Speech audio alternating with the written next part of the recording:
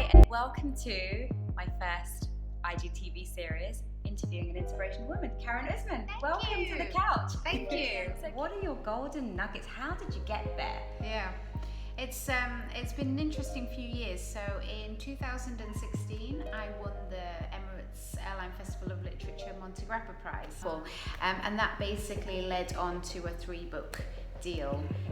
So the winning entry was my debut novel, which was The Good Mother, and then I published The Home, and then my latest is The Perfect Lie, which just came out in August. This has been year after year, hasn't it? Yes. And was that a part of the publishing deal that you would need to Yes. write? What pressure is that, Karen? How did you manage to do it? How did you manage to do it?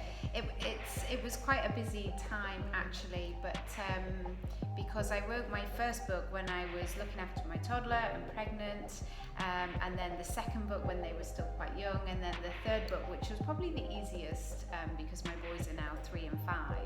But yeah, there was a lot of prioritization. There was a lot of support from my husband, my parents actually, sort of in and out from the UK, and we have an amazing nanny as well. So it's great that you have the support, and I don't know if you find this, but as a mother I feel even though you have the support, everything sort of hinges on us, and it takes a certain brain capacity. So to have the pressure of writing 3 books in 3 years, winning this prize, which is amazing, that brings with it another pressure, doesn't it? Because I think it's very easy to think someone has it all because they've won this deal, and there's a lot of struggling writers out there. What rituals do you have on a daily basis to keep you focused on the important things? Yeah, I think in the early days, with very young children, sleep is so important. Yeah. And probably for the first couple of years, I didn't really go out very much. It was literally looking after children and writing books. Yeah. And now it's sort of slowly emerging from the trenches, so to speak. Yeah.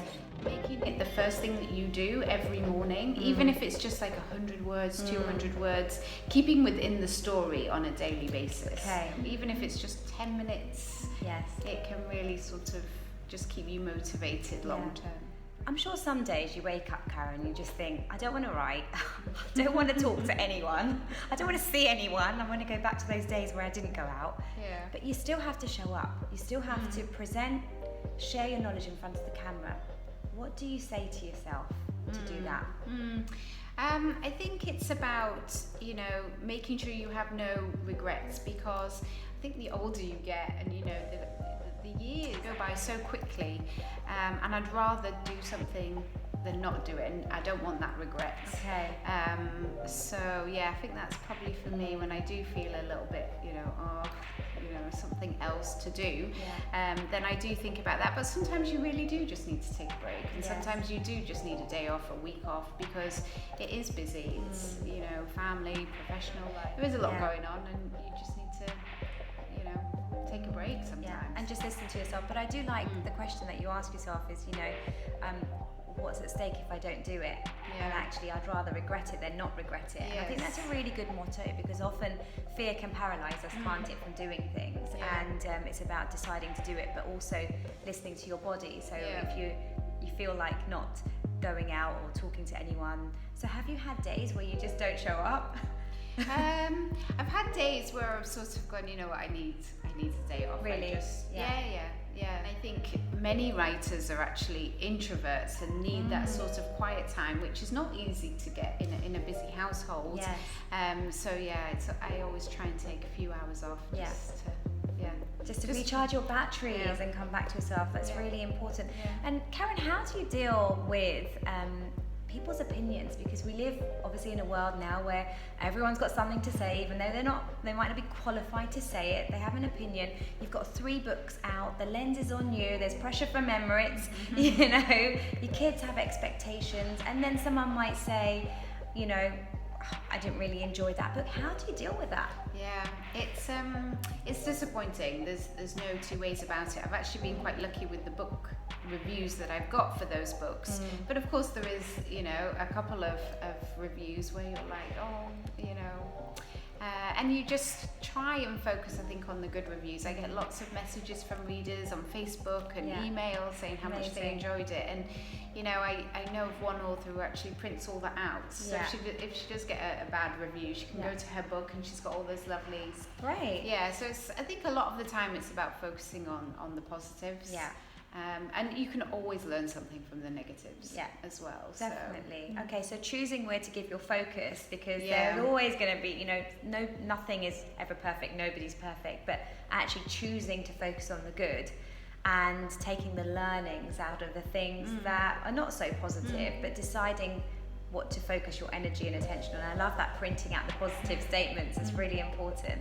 So what's your advice for writers out there that are quite isolated? As you say, writers can be, we're generalizing here, but typically can be quite introverted, maybe living in a remote place, but want to be a part of something. What would you encourage that writer to do to feel a part of something? Well, I mean, it's a solitary pursuit in general, and I think having a writing buddy is quite nice. Even if you just meet up once a week and, you know, share your work or not share your work, just simply sit and write together, maybe have your breaks together. I know there's writing groups as well, which can be really quite nice. Living in a digital world, there's so many groups out there for every type of genre on Facebook and Instagram and all that. So I set up Karen's Bookshelf last February actually, and it's a weekly show in partnership with Borders Middle Eastern. It's basically all about books. So it has a monthly book club, and the book club was quite important to me because I love attending book clubs, but it's not always easy for me to, you know, physically get there every month. So having something that's online is a great way, quick way as well, to sort of share the love of books and feedback and discuss and all of that. We also do like author interviews and writing tips. So for anyone who wants to be a writer, then they can, you know, follow me on Instagram. And do you see your books turning into films any day? Oh, isn't that the dream? Yes. Yeah. Isn't that the dream? I think the psychological thriller genre lends itself very well to that. But yeah, if Reese Witherspoon came calling, I certainly wouldn't be. Brilliant, exactly. I'll be there to help, making teas and coffees. Reese, if you're watching. Yes. Cool, Karen. How do you let go of the emotion that you conjure up and the characters that you describe? How do you detox from your writing? Yeah, that's a really good question. I have no idea, actually. I have no idea. Particularly with my second book, The Home. That was quite challenging because some of the themes in that were not easy to deal with. But I suppose I write about my biggest fears in a way. So in one way, it's very, very beneficial, and the other way, it's, you know, you do take it with you. But I think, you know, physically closing the door on wherever you work is quite a good technique for me.